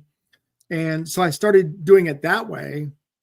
And then almost every county has had sightings. Yeah. And interesting enough, when I started doing this, I realized Kentucky never got the memo what to call these creatures. You know, Florida's got the skunk ape. Ohio's got the grass man. Every county has their own nickname. Oh, this was my next question. How did you know? So that was the next thing I wanted to talk about. Was there's so many different names for Bigfoot. So first, tell us some more for the people, the different counties, because I love hearing all the names for Bigfoot. And then the next question to follow up with that is, what's your favorite name for Bigfoot? Okay, so There's Red Eye in Mercer County. There's the Wild Man of Anderson County.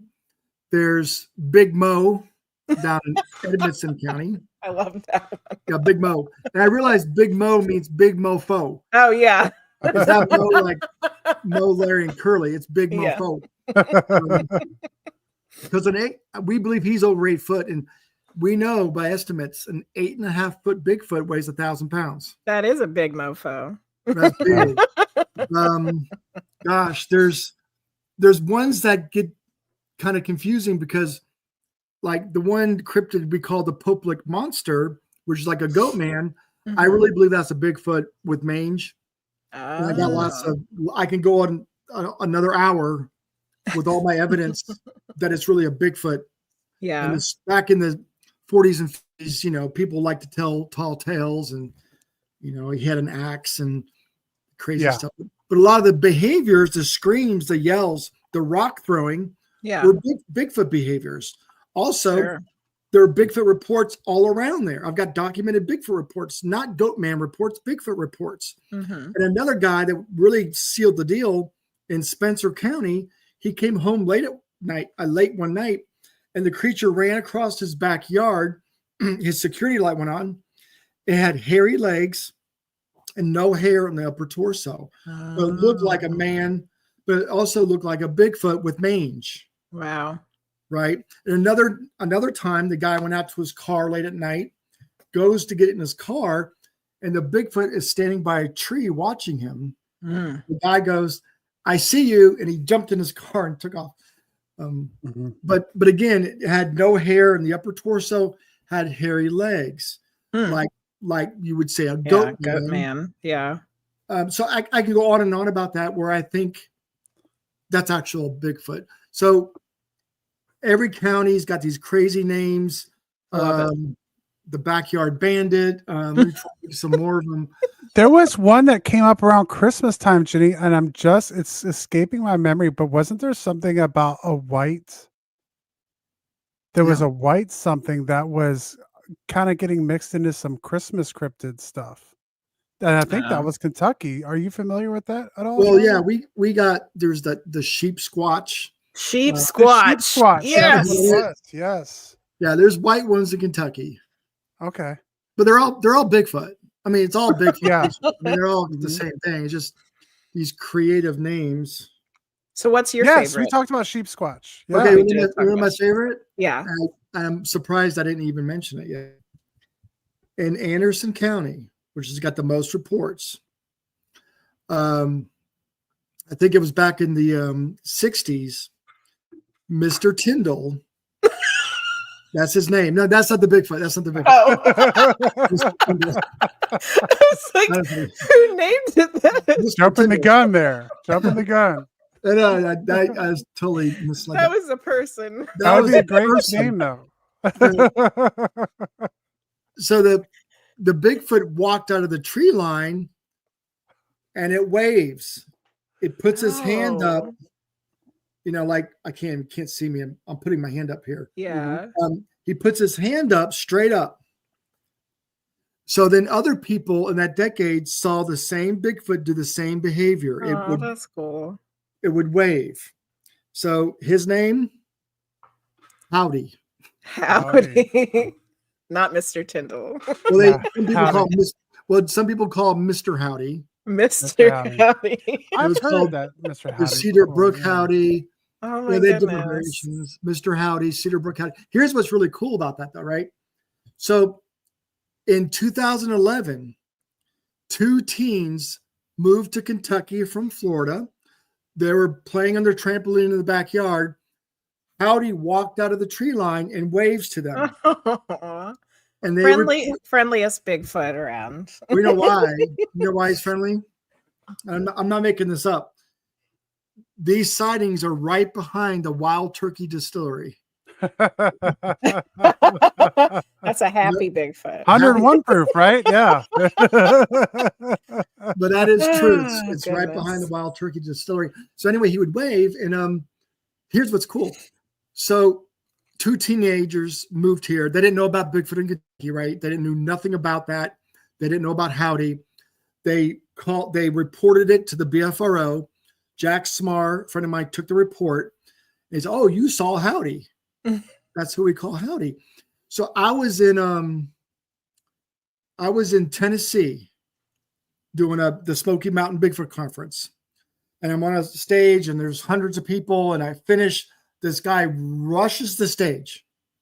I'm like, what is this guy? What? He's like, he goes, "Man, I could not wait to come talk to you.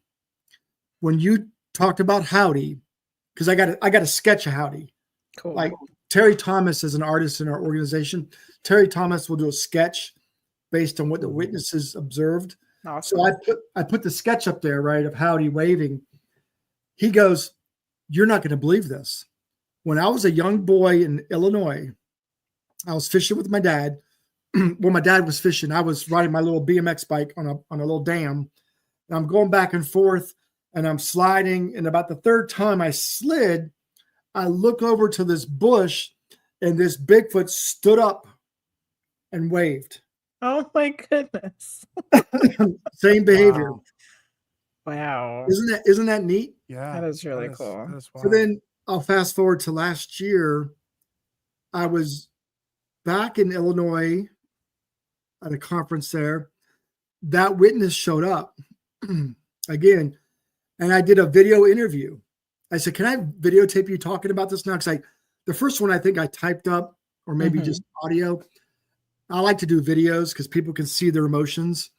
So I did a video of him talking about the one waving. It's on my YouTube channel. Awesome. Oh, yeah. That's really cool. So weird. That's very interesting. Mm-hmm. Yeah. Howdy. One of my favorites. Well, I have two favorite names for Bigfoot. One is from your original home state, the skunk ape. And the other comes from the western part of Virginia, which is the wood booger. Yeah. Yeah, we had never heard. Look, We had never heard of the Woodburger. Can you We see were this? Can you see my shirt? Oh, we got, right there. Woodburger Grill. That's from Yes. Virginia, West Virginia. That's the Woodburger Grill right there. You know, we're both Virginians. I moved around a lot, but I'd never heard the term wood booger until we moved to Western. Like we moved out to the foothills, and then we heard that term, and so now that's our preferred term now. I like it because you got one name. I did something down in Southern Kentucky. It was an outdoor festival, and they called it the Woodburger, I don't know, festival. I told them, no, the Woodburger is West Virginia. It's not Kentucky. We don't use the word Woodburger in Kentucky. I mean, I was real adamant about that. And no, that's West Virginia's name. Yeah, there's a lot of great names. Well, going back to the question that you asked earlier, Jenny, because you said you had the sightings listed by county. So I'm kind of curious because I'm kind of familiar with Kentucky. My dad's family is originally from Southeast Indiana, so right north of the western part of Kentucky there. And so I'm very familiar with like the Cincinnati area and stuff like that. So I know Kentucky, you have the mountains, you have the foothills, and you kind of go out west a little bit. Do you find a correlation that there are more sightings the further east you go in Kentucky, or does that not happen? No, it's all over Kentucky. Okay. We have a lot of forests. Like I said, any road you turn off, you're going to be in a forest. Now, I will tell you this: in eastern Kentucky, the people in those mountains, the Appalachian Mountains and such, they're more reserved. They're more. They don't want you on their property. They don't want to share their stories. So I don't get as many reports. Yeah. But I will tell you, there are probably just as many Bigfoots there. Oh yeah. People just don't want to talk about them. Yeah. Yeah. Yeah, you do. In Appalachia, you get a little bit more. Yeah, that was something you brought up earlier too. It's like, these are reported sightings we get. Look, I do a paranormal podcast where I have guests and we talk about Bigfoot. I mean, we're talking about Bigfoot right now. When we go to the Teamwear Takeover to West Virginia in June and I had a Bigfoot sighting, I'm going to talk about it on the podcast, but I don't know if I'm necessarily going to contact any kind of other officials about it. And so, same thing with UFO sightings, all these things. So if you have all of these sightings, just imagine how many people aren't reporting these things. Yep. There's a lot more. And I've got right now on my phone 2 witnesses that had a sighting. I need to call them and document their encounter. I just haven't had time.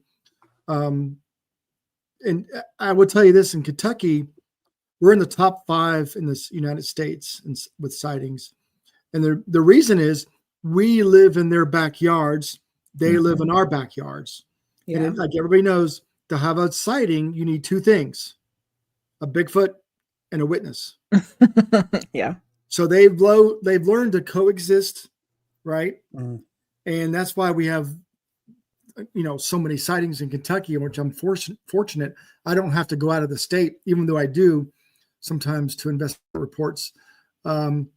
There's so many places in Kentucky that I know they're at. I'm 100% sure because I got Google Maps. I got private Google Maps with pins.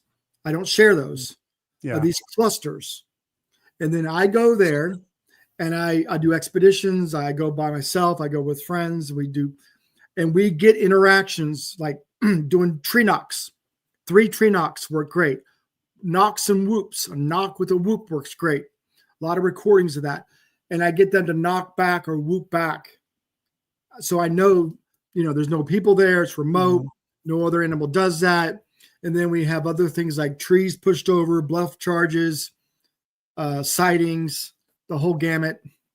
So these areas, I do take people there. Like I have 2 expeditions a year. We have one coming up this spring. Fact is, on my website, KentuckyBigfoot.com, you'll see the expedition there. We have a few more spots. It's the hottest area in Kentucky. There you I've go. had 11 sightings on my expedition there. Wow. And then countless interactions. It's 3 days, 3 nights, dinners provided, breakfast. We have guest speakers. We do night ops with thermals and radios. It's very professional, but also a lot of fun. Sounds like fun. So if anybody's listening, go to my website and we got a couple more spots. Sounds wonderful. Sounds wonderful. Spots. Yeah. If you want to go check out Bigfoot, sounds like a great opportunity. Yeah. Go ahead. I was going to say the Bigfoot community, we get a bad rap like everybody else. There's politics, there's all that gossip and backstabbing and all that. You get that with everything. But on the whole, wonderful people. Some of my best friends are from Bigfoot, doing Bigfoot research. Most of us all love nature, love animals. So yeah, it's a lot of fun. You meet a lot of great people doing this. Yeah. I can imagine. Because we were just talking about trying to get to do some like Bigfoot kind of cons and get out there, as for the podcast and stuff, to get to meet people and stuff like that. Because we've done paracons, kind of the ghost side of things, and so I know from firsthand experience from that you do really do, because you meet like-minded people, you find interesting people, and believe it or not, when you go to these places, the people aren't as crazy as you as you might think they are. You might find out that they're really down to earth and pretty intelligent people, and you start finding out there's maybe if you're a skeptic, you might come away with a little bit of holes punched in some of those theories there. Yeah. I did want to mention Luce said earlier, it was a statement, but I'm going to make it a question, which was she said, I feel like Michigan Bigfoot isn't talked about enough. What do you know, or do you know anything about any Michigan Bigfoot, Charlie? Yes. I spoke at 4 conferences there, up in the UP, and then just below that. Just recently, I spoke this last year with Dr. Meldrum and Renee from Finding Bigfoot. We had a great conference, a lot of Bigfoots up there, especially up in the UP, a beautiful wilderness. They have Dogman too. Yes.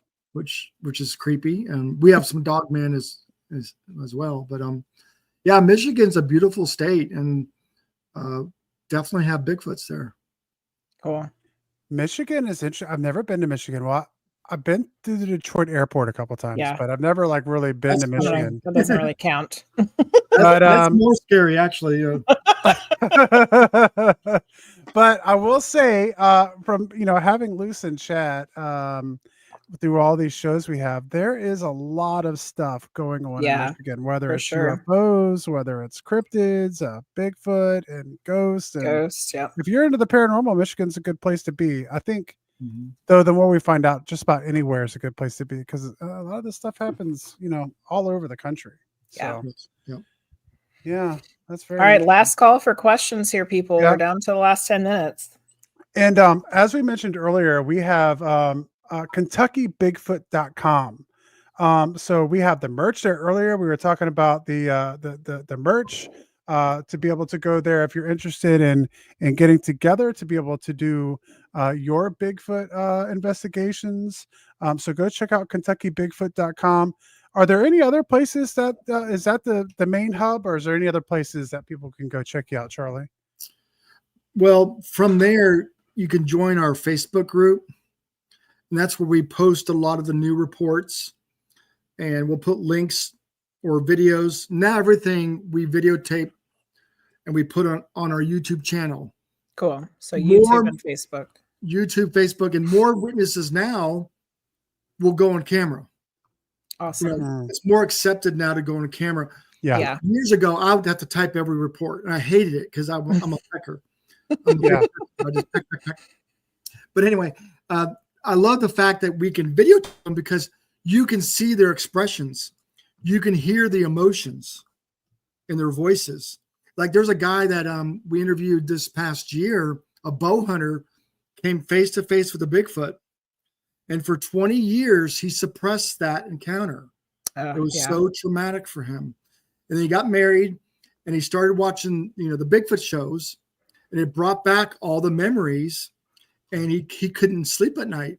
Oh my goodness. And finally he had to tell his wife, he goes, you're not going to believe this, but here's what happened. And I came face to face with a Bigfoot in Southern Kentucky. And his video is on my YouTube channel, him talking about it.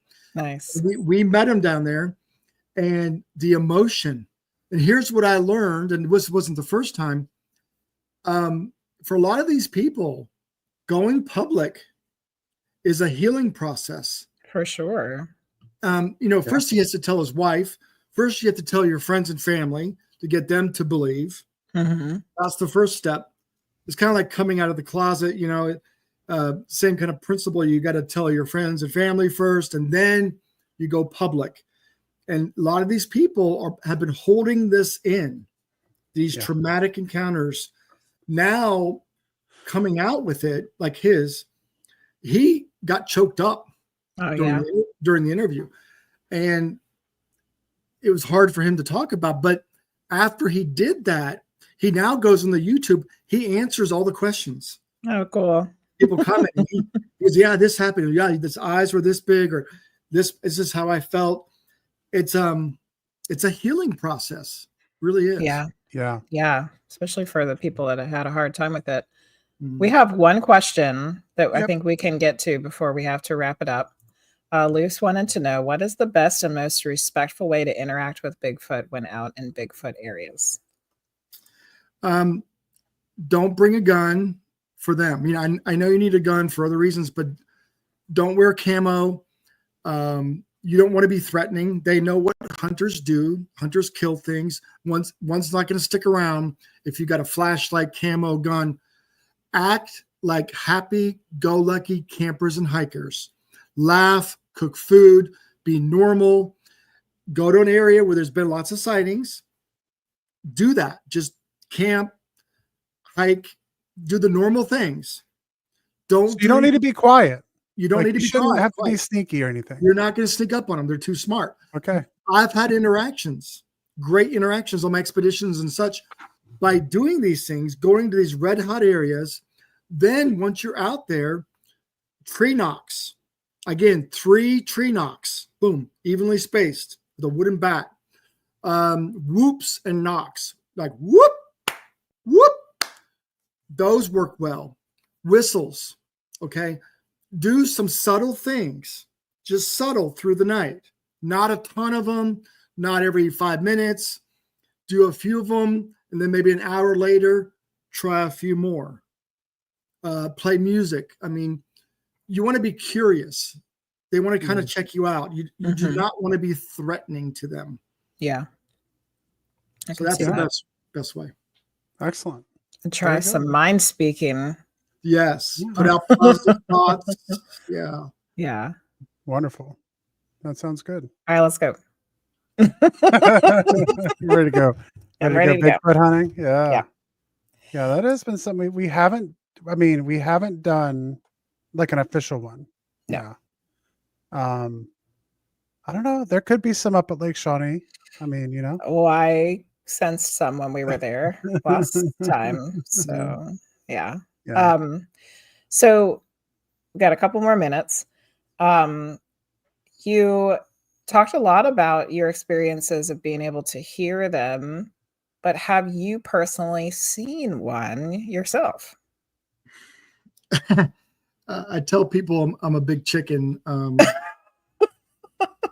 I've been close many times, but when you're 3-4 miles back and you know one's coming near you because of the knocking and the whoops and whistles and then the sun's going down, like behind me, the sun's going down, and like, oh my gosh, it's time to go. It's like I want to see one, but I don't. It's very, even though I know they're not really harmful, it's very unnerving. Yeah. Especially if you're by yourself or one other person. A large crowd is different. I've been very close on many occasions. I will tell you this, I don't know, maybe a couple of years ago, I might have seen 2 of them cross a creek on a bright sunny day. We were parked on a little bridge and we looked down the creek. We saw 2 black figures with the arm swing. And then we drove around to where they're going. And it was all like swampy area. No cars, no van, no trucks, very remote. Came back around, drove the other area where they went in, walked in there, all swamp, no vehicles.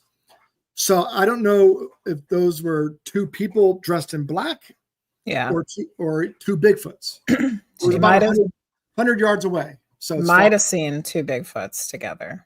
I'm gonna say they're Bigfoots. Yeah. There we go. But far enough away that it didn't freak you out. Yeah, it was about 100 yards. Yeah, it's pretty far, but I wasn't scared. Last question. Do you love the movie Harry and the Hendersons? Oh, yes. I love Harry and the Hendersons, but it's like so many things that you were talking about tonight just kept making me think about that, like with the hunting and the, being respectful and I just kept picturing Harry. Like, I love that movie. Yeah, it's a good one. It is. Yeah, that'd be good. Well, if you haven't seen it, you need to get on somewhere and find it. I have not had my own personal Bigfoot experience yet. I've had a lot of personal experiences in this paranormal supernatural. I haven't had mine. I guess, Jenny, you had a tiny one. I've had some psychic things where I could feel that there was something there, and I could tell it was a Bigfoot. And I did have one instance where I thought I might have seen one, but it was just so fast.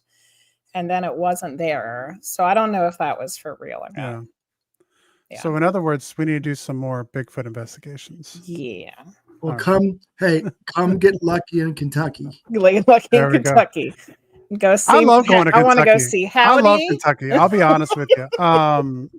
I have a dear friend who lives just on the other side of I guess like the other Kentucky side of Cincinnati, and like I said, I have family originally out from that way, so I don't need an excuse to go to Kentucky. I think for my money, West Virginia is beautiful, but Kentucky I think is right there with one of the most beautiful states I've been through. So I don't need an excuse to get out there.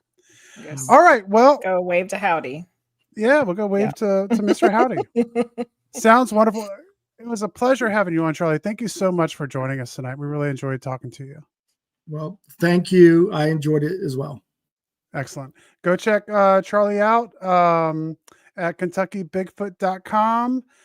Thank you so much for listening to our program tonight, for joining us wherever you are listening to us, at all the different places that we have this podcast and show available over on YouTube and iHeartRadio and Spotify and Apple Podcasts and all those places. Thank you so much. And we will see you all next time. And for everyone else who's still hanging out and chat with us tonight, we're going to go take you off to go over to some other magical realm tonight. Who did we raid last week? Did we raid Blue Light Oracle last time? We did. We have Diabolic Cannons. Tutor on. We have Kiki Cannons Cannon. We have Novia. We have Super Mergantroid is on. Weird Paul's on. Weird Paul is on. It's. Do you have a preference? No. Wherever you want to take us. All right. Let's go hang out over on let's go see Kiki Cannon. Okay. Sometimes it's hard to make a decision. There's so many.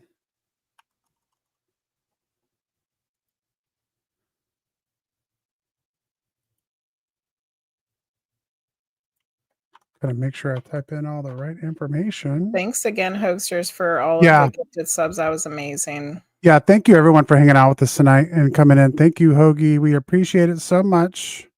Yeah, and we had a new friend pop in over on YouTube, Rob. Yeah. And we had a new friend come in tonight, Polar Knights, I believe. Yeah. Over here on Twitch. Yep. I hope everybody has a good rest of your night. I'll see you tomorrow night for a short stream. All right, everybody. Take care. We'll see you later. Good night. Bye. All right.